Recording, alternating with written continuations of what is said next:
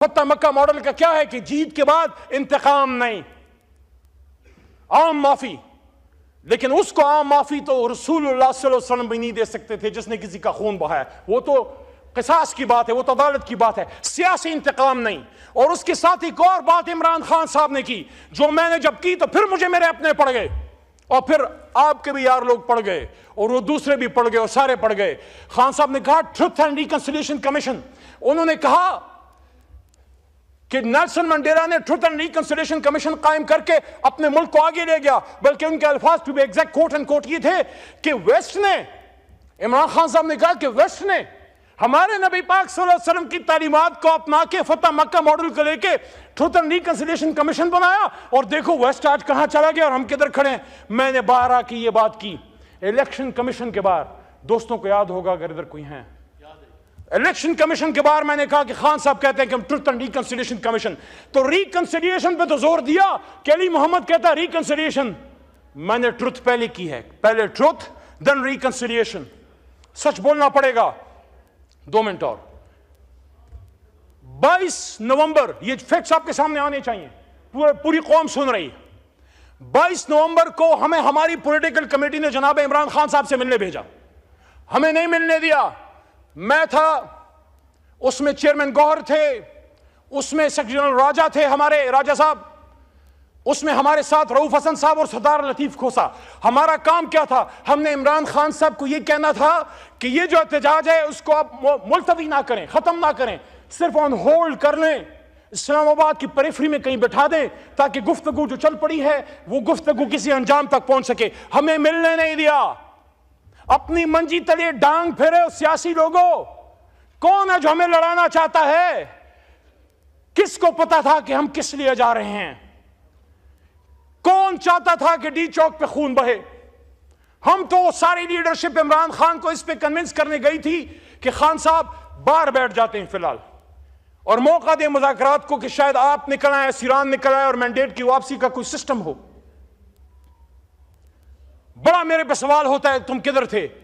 25 को मैं अडियाला के करीब रोडों पे था, एक नामालूम गाड़ी में जो मेरी अपनी जाती है, एक ड्राइवर के साथ पुलिस के नरगों में से पीछे बैठे मैं निकल रहा था। उस दिन मुझे काली शीशों की गाड़ी का जरा अफादियत का अंदाजा हुआ। पुलिस वालों के बीच में से पहुंच के मैं अडियाला पहुंचा। यहां राणा साहब ने कहा ना कि इजाजत दी गई थी। राणा साहब, अली को इजाजत नहीं मिलती, क्योंकि किसी को पता है कि अली जो है मामलात को ठीक करना चाहता है, अपने लीडर को बगैर लड़े बगैर खून बहाए निकलवाना चाहता है। उस दिन गौहर साहब को भेजा गया अंदर, सैफ साहब को भेजा गया अंदर, अली मोहम्मद फिर भी 2 घंटे अडियाला के बाहर बैठा रहा। और उसके बाद 5-6 दफा मैं गया हूं, मुझे नहीं मिलने दिया जाता, क्योंकि हम चाहते हैं ये खून बहना बंद हो, ये लड़ाई मार कुटाई बंद हो, आप बात करें और निकले इस जंजाल से, इस मुसीबत से। इमरान खान भी सहवान में आए, मियां नवाज शरीफ भी आए। और अब आखिरी बात की तरफ आता हूं। देखें, हम स्कूल गोइंग थे जब मियां साहब वजीर खजाना थे।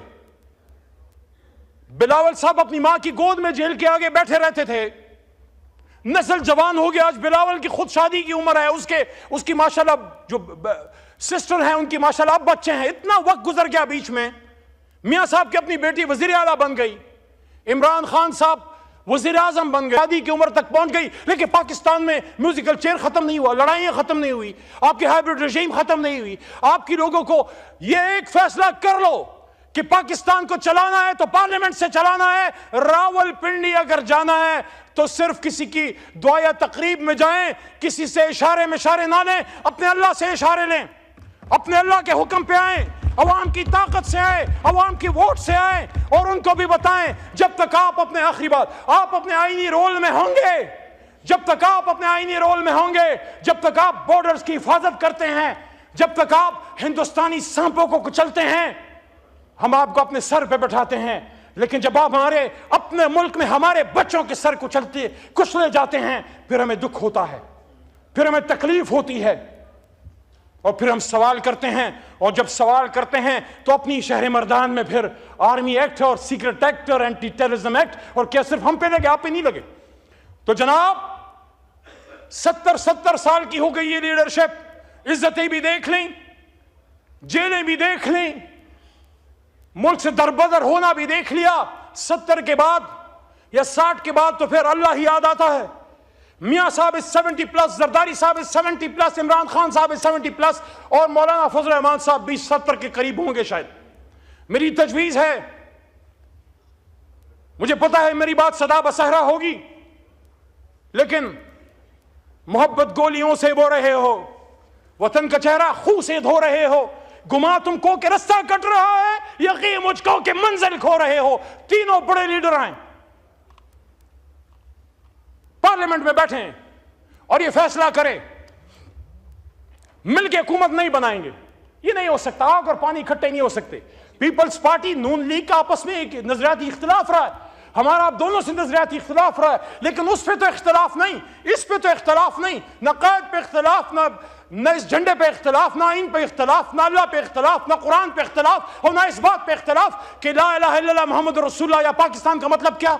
तो फिर इसका मतलब है अगर इसके आगे कोई इख्तिलाफ होगा तो फिर वो अना की जंग होगी, फिर वो जाती इख्तिलाफ होगा। जिस तरह हमारे पख्तूनख्वा के गफार खान बाबा फरमाया करते थे कि खिदमत में तो कोई इख्तिलाफ नहीं, इख्तिलाफ तो खुद गर्जी से पैदा होता है। तो आप आए, सिर्फ 15-20 सेकंड आप आए, इमरान खान साहब को भी बाहर आने दें। मैं उसको जानता हूं, दरवेश है, मर जाएगा लेकिन झुकेगा नहीं, उसको मर देना दें। असासा है मुल्क का, लियाकत अली खान असासा था, भुट्टो साहब असासा थे, बेनजीर शहीद असासा थी, मियाँ साहब भी बड़े लीडर हैं, इमरान खान साहब मुल्क के सबसे बड़े लीडर हैं। जज, जर्नल, ब्यूरोक्रेट, इंजीनियर, डॉक्टर रोज पैदा होते हैं, लीडर सालों में पैदा होता है। उसको गोलियां तो मत मारो यार, उसको गोलियां तो मत मारो यार, उसको शहीद तो मत करो यार, उससे कौम को फायदा लेने दो यार।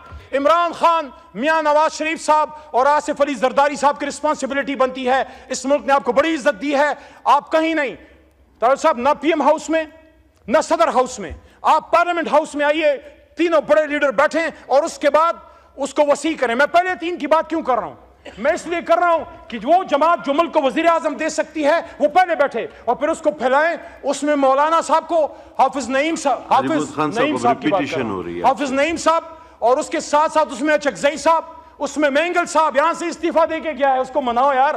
वो पहाड़ों में गया है, एक अकबर भुक्ति काफी है पहाड़ों में शहीद होने के लिए, बस करो यार, और शहादतें नहीं चाहिए। बलोचिस्तान की पहाड़ियों में अख्तर मेंगल से भी बात करो यार, और यहां MQM से भी बात करो, क्योंकि मुझे आज भी याद है, इस वक्त नहीं है फारूक भाई, लेकिन फारूक भाई के वो शेर मुझे करेंगे कि वो इस मामले को आगे बढ़ाएं। अली मोहम्मद साहब, आपने कहा कि मुनासिब नहीं है दो लोगों को एक पार्टी से मैं टाइम दे रहा हूं, तो आपके बाद मुझे शहरियार साहब को भी टाइम देना है। अब आप बताएं कि क्या मुनासिब होगा कि आपने जिसको नामुनासिब कहा है उसको मैं मुनासिब कहूं? बात कीजिए आप।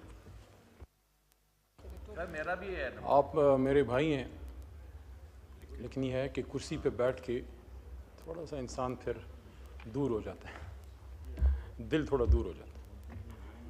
बिस्मिल्लाहिर्रहमानिर्रहीम। इन्नल्लाह व मलाइकतहु युसल्लूना अलन नबी या अय्युहल्लज़ीना आमनू सल्लु अलैहि व सल्लिमू तस्लीमा। दुरूद शरीफ पढ़ें। अल्लाहुम्मा सल्लि व सल्लिम व बारिक अला सय्यिदिना मुहम्मद व अला आलि मुहम्मद। बात मेरी 8-9 मिनट से ज़्यादा नहीं होगी, मेरी रिक्वेस्ट होगी थोड़ा मुझे दिल से सुन लें। मैं दिल से ही बात करता हूँ, कहता हूँ वही बात, समझता हूँ जिसे हक़। मैं ज़हर हलाहल को कभी कह न सका कंद, अपने भी खफा मुझसे हैं बेगाने भी ना खुश, कहता हूँ वही बात, समझता हूँ जिसे हक़। और ये कभी आप खान साहब से पूछिएगा कि खान साहब के नज़दीक जाके उनको सच्ची बात कौन करता है। देखिए जनाब चेयरमैन साहब, आज जब यहाँ हम गुफ्त शनीद की बात कर रहे हैं तो आज से 1450 साल पहले कुरान में यह हमें अल्लाह कह चुके हैं अपने हबीब सल्लल्लाहु अलैहि वसल्लम के जरिए कि अम्रुहुम शूरा बैनहुम, कि जब आपके बीच में कोई मसला होता है तो आप शूरा कीजिए। लेकिन हम वो बदकिस्मत, माअज़ल्लाह वो बदकिस्मत कौम है, अफसोस से मैं कहना चाह रहा हूं कि आधा मुल्क गवा के अपने बच्चों का खून, उससे पेशावर की पाक धरती को रंगीन करवा के हमने आज तक होश के नाखून नहीं लिए। यह ऐसा मुल्क है जिसमें एक वज़ीर आज़म फांसी चढ़ गया, दूसरी का गोश्त हवा में उसका खून लहरा गया, एक आज़ादी के गोलियां खा के 500 दिनों से जेल में पड़ा हुआ है, खड़ा है, मजबूत खड़ा है, लेकिन हमने होश के नाखून ना लिए।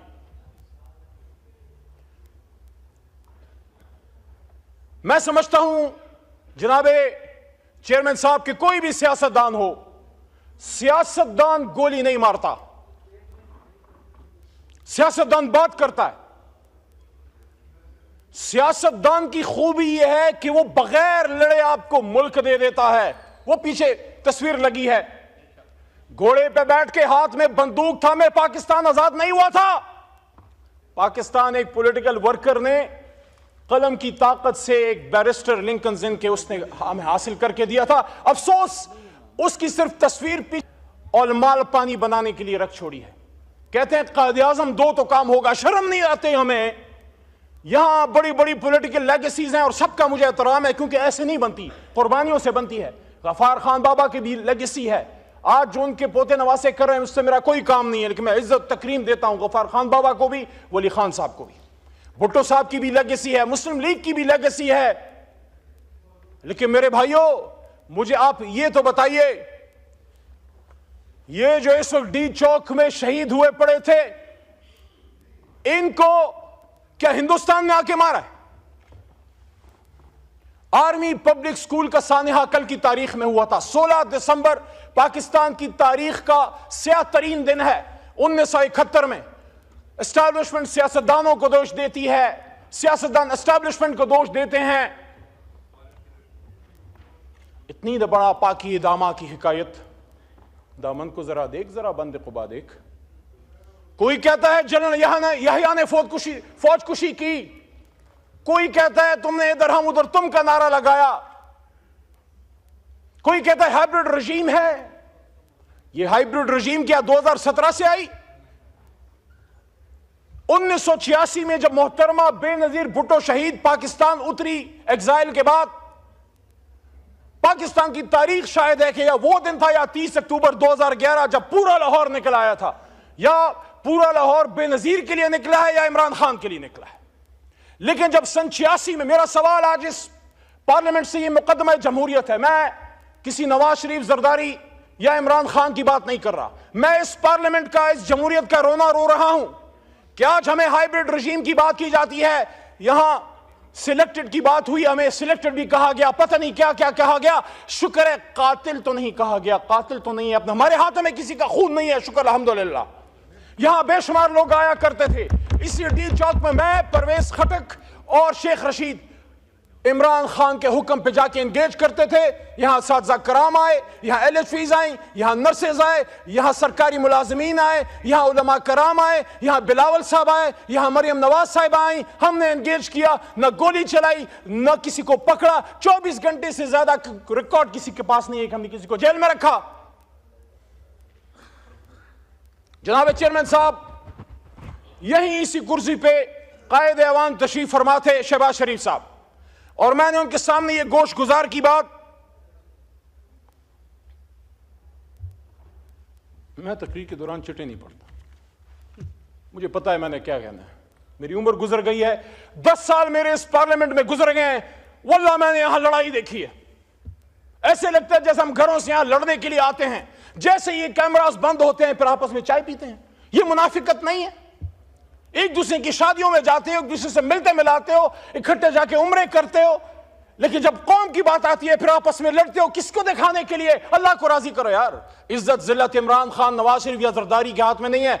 इज्जत और जिल्लतों का मालिक वो है जिसके 100 नाम ऊपर लिखे हुए। आज वो बात करो जो खुदा लगती बात हो, जो हक लगती बात हो। एबटाबाद डिवीजन में जनाब चेयरमैन साहब, मैं एक एक शहीद के घर गया हूं। यहां छोटा भाई इधर बैठा हुआ था, अता तारड़ साहब इस वक्त नहीं है। मैं उनको कहता हूं, अता भाई मैं आपको हाथ से पकड़ के, मेरी गाड़ी में, उसमें मेरा अपना जाती पेट्रोल है, मेरे साथ चलें। कम से कम जिन शहीदों को मैं जानता हूं उनके कब्रों पे मेरे साथ जाएं। और मेरा आपसे वादा है, रेंजर का शहीद आपका नहीं मेरा भी शहीद है, इकट्ठे रेंजर्स की शहादतों और दुआओं पे भी जाएंगे। लेकिन एबटाबाद डिवीजन नथिया गली के टॉप में एक पहाड़ी के सिरे पे एक नौजवान मुबीन मलिक की जो शहीद हुआ है यहां, और उसकी जो गोली बॉडी पे लगी है वो आर पार नहीं गई, उसमें एक बुलेट वुंड है। और यहां लॉयर्स बैठे हैं, मरवत बैठा है पीछे, मरवत साहब बैठे हैं, आप भी लॉ के स्टूडेंट हैं। जब बॉडी से गोली आर पार नहीं जाती, इसका क्या मतलब है? इसका मतलब है कि इट्स अ स्नाइपर शॉट। उसकी छोटी बच्ची आयत नूर, यकीन करें बहुत खूबसूरत फरिश्ते जैसी छोटी सी बच्ची उसके बाप के हाथ में थी, और उसकी कब्र पर मैं बैठा और उसके बाप की खाली आंखें, क्योंकि उसका बेटा यहां शल पंप पे मजदूर था। क्या गुनाह किया था उसने? वो भी तो किसी का बिलावल था, वो भी तो किसी का कासिम या सुलेमान था या हमजा था। एबटाबाद का अब्दुल कादिर, उसका छोटा बेटा हिजबुल्लाह, रात के अंधेरे में जब आग हमने जलाई, उनके घर में बैठने की जगह नहीं है। एबटाबाद की सर्दी का आपको पता है, खुले आसमान तले आग जला के हमारे साथ वो बैठे हुए थे। उसका छोटा बच्चा हिजबुल्लाह कि मेरा बाप क्यों मरा? आर्मी पब्लिक स्कूल में तो दहशतगर्द आए थे, यहां कौन आया था मेरे भाई? यहां कौन आया था? पार्लियामेंट के सामने ला इलाहा इल्लल्लाह मुहम्मदुर रसूलुल्लाह के सामने यहां गोलियां चल रही थी। यहां में कहा जाता है नहीं मारा तो किसने मारा? Forget about this point that they were the workers of Pakistan, Tehreek-e-Insaf. They were Pakistanis, and according to the Constitution of Pakistan, Article 9. Article 9, और मैं अप्रिशिएट करता हूं यहां आज राना सनाउल्लाह ने, राना साहब ने अच्छी बात की है कि दोनों तरफ जो शहीद हुए हैं उन सब के लिए इन्ना लिल्लाहि व इन्ना इलैहि राजिऊन पढ़नी चाहिए। मैं पढ़ चुका हूं। ये दोनों तरफ के नहीं है, ये एक तरफ के हैं। काश हम समझ पाए, हुजूर सल्लल्लाहु अलैहि वसल्लम की हदीस का मफहूम है कि वक्त तुम पे ऐसा आएगा कि मारने वाला भी मुसलमान और मरने वाला भी मुसलमान। लेकिन मेरे भाइयों, मेरे पाकिस्तानियों, मेरे चेयरमैन साहब, आप खुद एक ऐसे सूबे से हैं जो हमेशा मुश्किलात का शिकार रही है, एक ऐसे शहर से हैं जहां हमेशा खून की होली खेली गई है। मुझे जिस चीज का दुख है बतौर पाकिस्तानी, आप सब मेरे भाई हैं, मेरे किसी से नफरत नहीं है। वहां जिस सीट पे अता तारड़ बैठे हैं, वहां मैंने जब 9 अप्रैल की रात स्पीच की थी, आप इधर 170 बैठे हुए थे। मुझसे अक्सर पूछा जाता है तुम्हें डर नहीं लग रहा था उस रात? तुम अकेले थे और ये 170 थे। मैंने कहा मैं उनको दुश्मन नहीं, सिर्फ एक सियासी मुखालिफ समझता हूं, मुझे उनसे कोई डर नहीं था। लेकिन मुझे जिस चीज का दुख है वो ये है कि जो यहां डी चौक पे शहीद हुए हैं आगा साहब, उनकी न सिर्फ जान गई है बल्कि उनका मान भी टूटा है।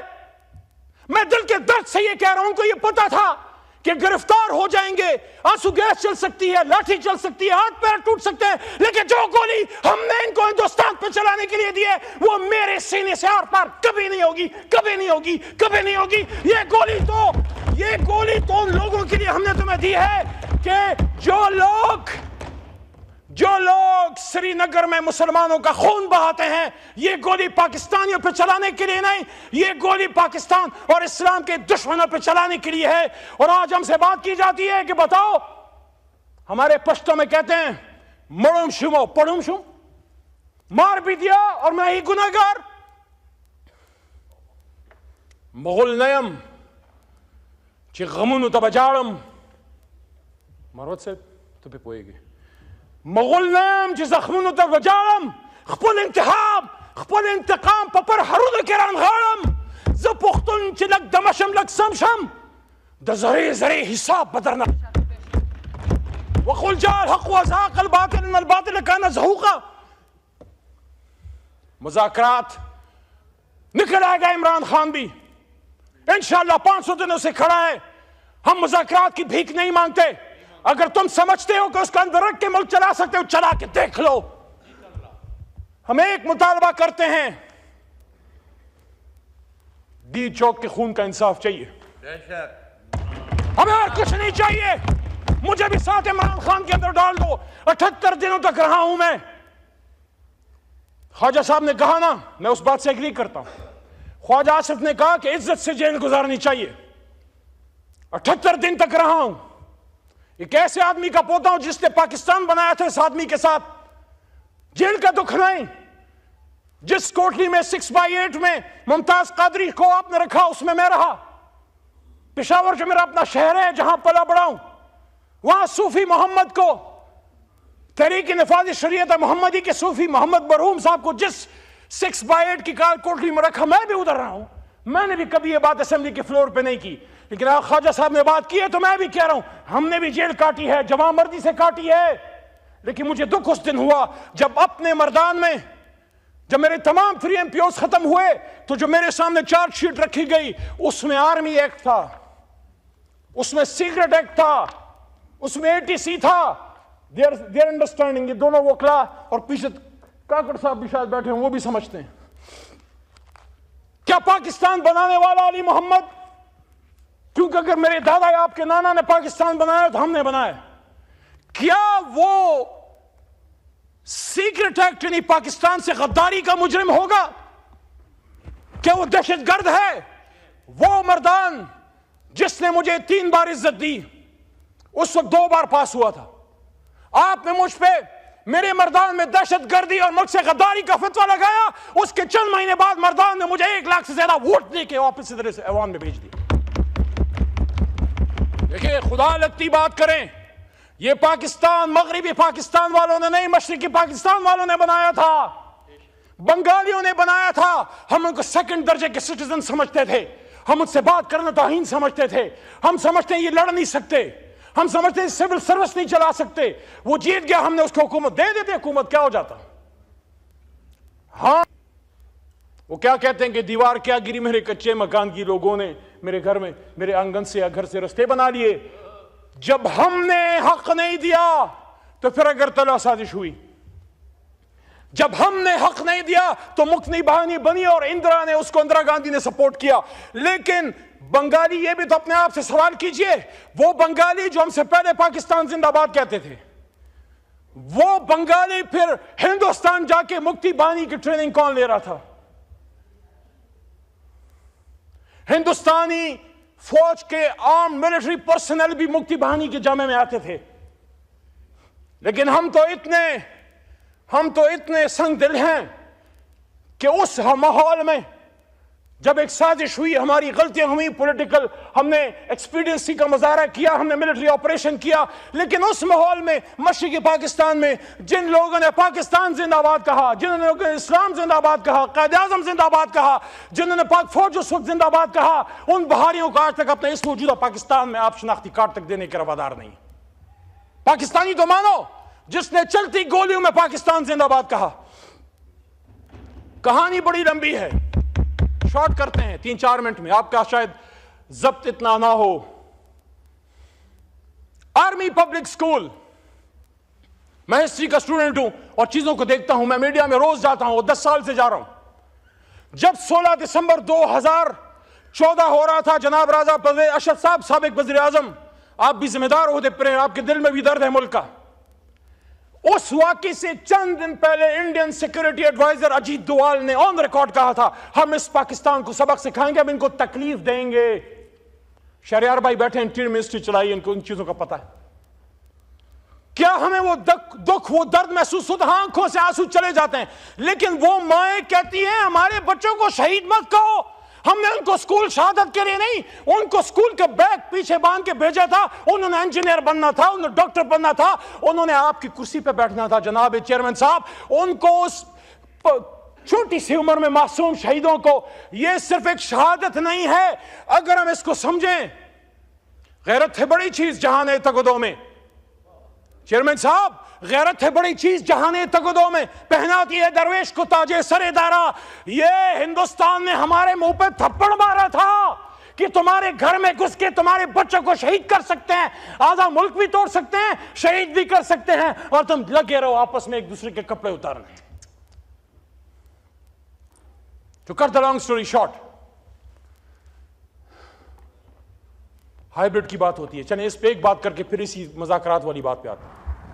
बड़ी हाइब्रिड की बात होती है, वो मैंने उधर से शुरू की थी, बेनजीर साहिबा के पाकिस्तान आने के। मैं नहीं कहता कि हम 100% कोई ऐसी, मैं कहता हूं कि आसमान से फरिश्ते हैं, हमसे गलती नहीं हुई, लेकिन हमने अगर गलती की है तो 2011 के बाद की होगी। जनाब राना सनाउल्लाह साहब 30 अक्टूबर के बाद शायद की हो। 1988 में जब बेनजीर वजीर आजम बन रही थी, आप मुझे बताएं, उसके 2 साल बल्कि 18 महीने टू बी वेरी एग्जैक्ट, वो हाइब्रिड रजीम नहीं थी क्या? IGI जब बनी हाइब्रिड रजीम नहीं थी क्या? हमीद गुल साहब इज ऑन रिकॉर्ड कि उसमें जब उसामा बिन लादेन का पैसा इस्तेमाल हुआ बेनजीर के खिलाफ, क्या वो हाइब्रिड रजीम नहीं थी क्या? ये आज की कहानी तो नहीं, 100 बरसों की दास्तान है जनाब चेयरमैन साहब। 3-4 चीजों का बड़ा दुख है मुझे। मैं कभी पीपल पार्टी का वर्कर सपोर्टर नहीं रहा, आज भी मैं कहता हूं मुझे बड़ा अजीब लगता है। सदर आपका बैठा है, चेयरमैन सेनेट आपका बैठा है, चारों गवर्नर आपके बैठे हैं, 16 महीने आप इधर इख्तिदार में बैठे रहे, आज भी आप उन सीटों पे हैं, आज भी आप रोना रोते हैं। आ जाए इधर हमारे साथ और एक जेन्युइन अपोजिशन करते हैं। ये बता के काफिला क्यों लूटा? तेरी रहजनी का गिला नहीं, तेरी रहबरी का सवाल है। मेरे चेयरमैन साहब, हम मामलात को सुलझाने वाले लोग हैं। मैं जिस इलाके से हूं, बचपन में लोरी में हमें बंदूक और तलवार सिखाई जाती है। जुखशाल तुरा पलास कफन पगाड़ा बरा पासम कि खबर शुम च पुख्तुन दचा गुलाम शो। मैं खुशाल खान खटक कब्र से हाथ में तलवार और कफन पहने निकलाऊंगा अगर मुझे यह पता लगा कि पख्तून या मुसलमान किसी का गुलाम बन गया। लेकिन हम आपस में लड़के जीत भी गए तो किससे जीतेंगे? लाश तो पाकिस्तानी की गिरी है ना। अगर इधर अनीस सत्ती की गिरी है इस्लामाबाद में, मैं सब जगहों पे गया हूं। वो अपनी मां को ये कह के गया था चेयरमैन साहब कि मेरे लिए दुआ करना, मैं अपने लीडर को आजाद करने निकला हूं। आपके भी लीडर के लिए लोगों ने अपने आप पे आग लगाई थी, खुदकुशियां की थी जनाब। हालांकि खुदकुशी इस्लाम में हराम है, लेकिन मेरे भी लीडर के लिए मरते वक्त उन्होंने खून से कैदी नंबर 804 लिखा है। Look at the commitment of the level of the workers of Pakistan Tehreek Insaf. Imran Khan को किसी ने अकेला नहीं छोड़ा। मियां साहब का गिला अपनी जगह दुरुस्त है। जब मियां साहब ने फरमाया कि उनको कहा जाता था कि कदम बढ़ाओ मियां साहब, हम तुम्हारे साथ हैं, लेकिन जब मुशर्रफ का आहनी हथौड़ा चला, जुल्म हुआ, इमरजेंसी कायम हुई, मियां साहब ने देखा तो मादूद चंद लोग थे। एक जावेद हाशमी था, उसको भी फिर आपने प्रॉपर्ली ओन नहीं किया। लेकिन ये क्या करें, हमारा भी उसी तरह का दर्द है। ऐसा ना हो जो खड़े थे इस तरफ, कल को फिर वो पीछे ही खड़े रहे और जो निकल गए थे वो फिर आगे बैठे हों। होता है, सियासत में होता है हुजूर। लेकिन वल्लाह हमने इमरान खान के लिए नहीं किया, हमने अपनी कमिटमेंट, अपनी गैरत, अपनी अना के लिए किया है कि कल को कोई असद कैसर को, वो जो आपकी कुर्सी पे बैठा होता था, सुलझू आदमी, आपसे हमेशा बात करता था, हमारी जमात से गाली सुनता था, उसको जब आपने उठा के अपने ही मैदान में आपने जेल में डाला तो उसने सिर्फ इमरान खान के लिए नहीं, अपनी खुद ही अपनी अना, अपनी गैरत के लिए किया कि कोई असद कैसर को यह ना कहे कि सवाबी का बेटा बिक गया या डर गया, कोई शहरियार खान अफरीदी को यह ना कहे कि कोहाट का बेटा डर गया या बिक गया, कोई निसार जट को यह ना कहे कि पंजाब का बेटा डर गया या बिक गया। और ये कोई मुझे ना बताए कि पंजाबी खुदा न खास्ता बुज़दिल हैं या निकलते नहीं है। इस लेवल की फस्तायत आप पख्तूनख्वा में करो, यहां भी कोई नहीं निकलेगा। हमने तो सुना था कि माएं बहनें सांझी होती हैं। ये कैसी सांझी माएं बहनें हैं? जब मेरी और आपकी मां रेहाना डार के सर से दुपट्टा छीना गया और उसको खींचा गया तो फिर सियालकोट के साथ पूरा पाकिस्तान क्यों ना रोया? और आप क्यों ना रोए? आपकी तो जमात ही खवातीन के हकूक पे बनी है हुजूर।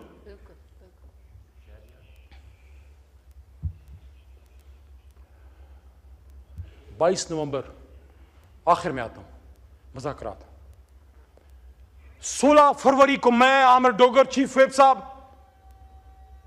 और हमारे साथ सरदार लतीफ खोसा साहब आज नहीं है ऐवान में, हम 3 लोग इमरान खान से मिलने गए। ये बात बड़ी अहम है। मैं गवर्नमेंट बेंचेस जो मुझे सुन रहे हैं, साहिब और राय लोग, बूट वाले नहीं कलम वाले, सबसे मुखातिब हूं। चले बूट वाली भी डाल दे, सबसे मुखातिब हूं। 16 फरवरी को इलेक्शन हुए हुए सिर्फ 1 हफ्ता हो चुका था।